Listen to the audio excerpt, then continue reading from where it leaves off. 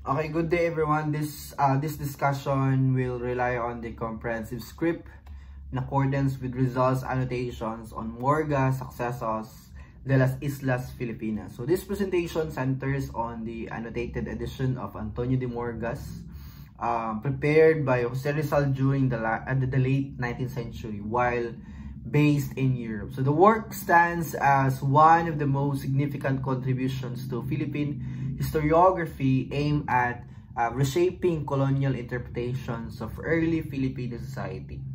So as you can see right now in our PowerPoint presentation, during the period of Spanish colonial dominance, historical writings commonly depicted the native population as inferior, backward, and uncivilized. So De las Islas Filipinas, published in 1609 by Antonio de Borga, offered a detailed account of the early years of Spanish presence in the archipelago.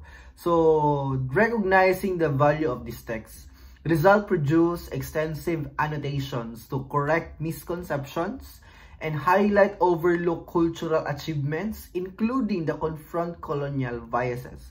So, in a letter addressed to Ferdinand Blumentritt, a clear intention was expressed.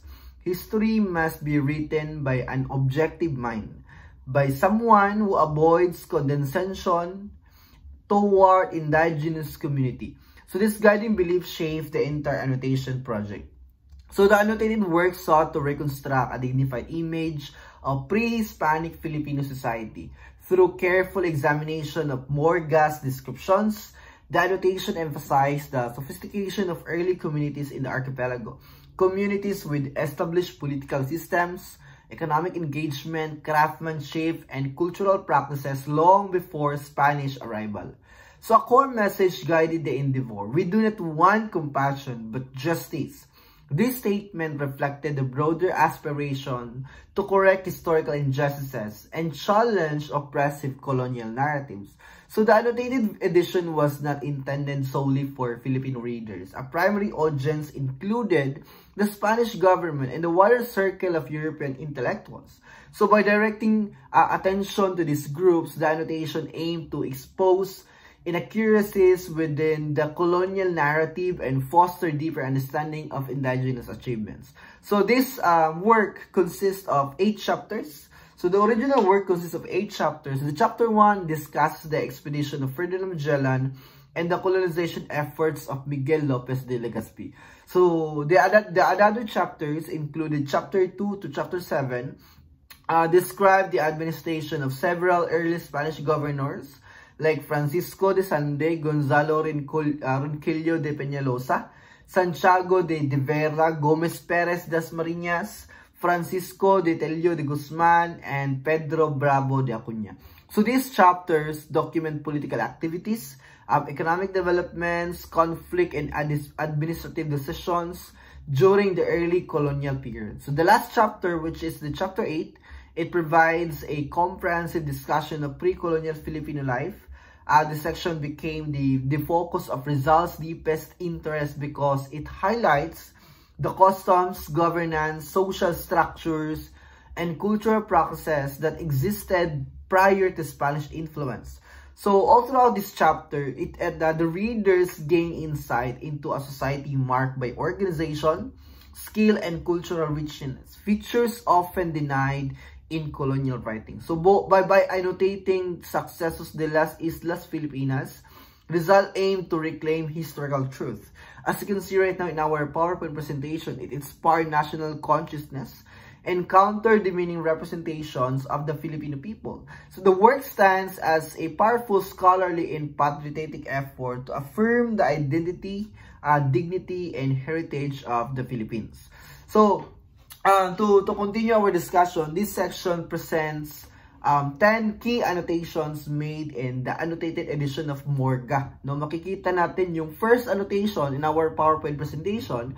It justified the Filipino food customs, which this is a strong objection was raised against Morga's claim. Why? Because that early Filipinos consumed rotten fish. So the annotation clarified the cultural importance of buro or bagoong, identifying these as fermented, not spoiled, but in food products. And this correction served as a reminder that colonizers often scorned practices that differed from European customs. The second one is the metallurgy and technical skill. The annotation highlighted the presence of a Pampanga metal worker, as you can see right now, showing that early communities possess advanced technical knowledge. So this observation offered evidence of established craftsmanship that flourished before Spanish colonial rule. So the third annotation, we can see right now the collapse of the Spanish foundry under Governor Dasmariñas after the death of Panday Pira was emphasized. So the annotation explained that no Spanish artisan matched the skill level demonstrated by these Filipino craftsmen. This highlighted the central role of native expertise in colonial projects. So the fourth one is the shipbuilding capability. Filipinos were described as builders, yes, of course, of large vessels, some reaching up to 2,000 tons despite the use of simple tools. So this insight showcased the ingenuity, engineering ability, and maritime culture of early Filipino communities. The fifth annotation, which is the literacy across the islands. The annotation noted the widespread literacy of Filipinos during the 16th century. It is a contrast where it drawn between this early intellectual development and decline in literacy observed during the period when friars dominated educational institutions. The sixth annotation we can see right now, the political unity and confederations. That the formation of interlinked chiefdoms was interpreted as evidence of strong political relationships and organized governance systems. So these early alliances demonstrated a level of political unity that contradicted the colonial portrayal of Filipinos as fragmented and disorganized. The seventh annotation we can see right now, the misconception of discovery. A correction was made regarding the colonial claim that Spain discovered the Philippine Islands. The annotation pointed out that international crews, including Filipino sailors, participated in this voyage. So the islands already established populations and regional networks, invalidating the notion of European discovery. So the eighth annotation we can see right now, the defense and community vulnerability. Reflection was offered on the disarmament of imposed on Filipinos during the colonial era. This action weakened the local defense system and left many communities vulnerable to pirate attacks. So the annotation suggested that colonization disrupted the natural capability of Filipinos to protect their settlements. So the ninth annotation we can see right now, land distribution and encomienda exploitation. Ibig sabihin, the term entrusted frequently used in colonial writings to describe the encomienda system. And it was critic actually. So the annotation argued that land was not entrusted forcibly, but redistributed for the benefit of colonizers, leading to exploitation of native populations. As far as we discussed this concept, a lot of friars during the time exploit and manipulate our lands here in the Philippines. So the 10th annotation, the regional and international trade. Significant pre-colonial trade relations with Japan, China, Cambodia were emphasized. The annotation suggested that these economic connections were disrupted due to the interference by religious orders, whose involvement in foreign relations negatively affected local commerce. Through this 10 annotation, we can see and we can understand that annotated edition offered a strong, historically grounded defense of Filipino culture, skill, resilience, and autonomy, challenging narratives that diminish the achievements of pre-colonial society. So we have a quote here, "We will not ask for fraternal love as if it were like alms. We do not want compassion but justice." The statement, "We will not ask for fraternal love as if it were like alms. We do not want compassion." It reflects the central message of the reform movement during the late 19th century. And this declaration emphasized that genuine equality cannot be achieved through pity or charitable gestures from colonizers. Instead, true progress requires fairness, dignity, and recognition of fundamental rights. including equity, no? So the line rejects the idea of begging for acceptance or affection from a dominant power. Charity, when offered by a colonizer, implies superiority on one side and inferiority on the other. Such a relationship would only reinforce the colonial hierarchy. So the quote argues that respect must never be treated as favor granted from above. So the statement calls for justice.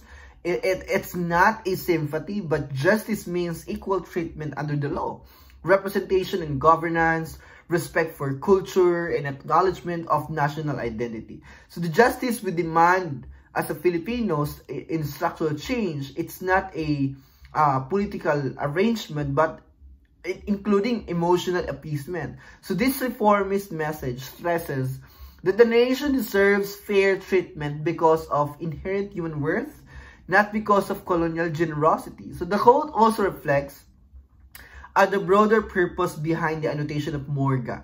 By correcting colonial distortion and restoring the dignity of pre-colonial Filipino civilization, the annotation demanded historical justice. So the goal was to demonstrate Filipinos possess culture, skill, and intelligence long before the foreign domination. This historical truth served as evidence that a just and equitable relationship with Spain was necessary and deserved.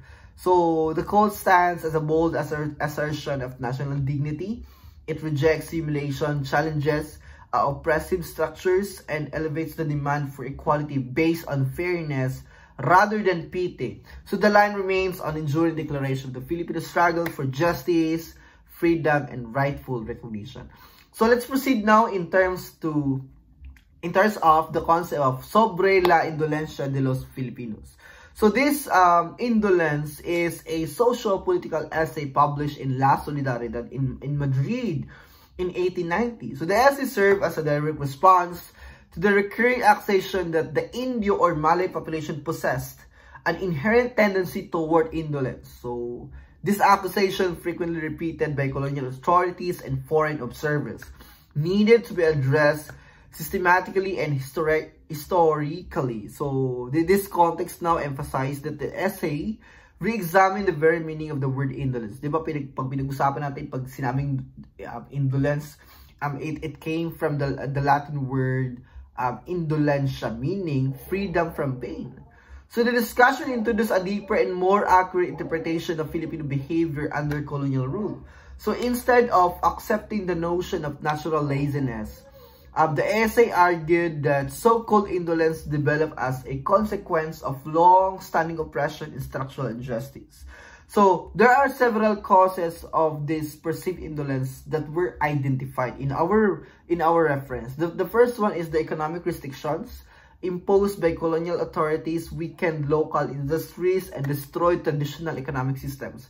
The second is the abuses by friars and government officials created an atmosphere of fear, instability, and demoralization. The third one is the lack of proper education and opportunities here in the Philippines, limited intellectual growth and social mobility, and national productivity. So the essay emphasized that colonization discouraged initiative and enterprise by suppressing native industry, curtailing freedom, and undermining community morale. So under such conditions, we can see now and understand that the reduced motivation to work became a natural reaction to exploitation, exhaustion, and trauma, and not an indication of inherent character flaws. But in this way, we can understand that indolence was presented as a historically conditioned response shaped by centuries of unjust governance. So this indolentia now, we can trace back that it also formed part of the broader work of the propaganda movement.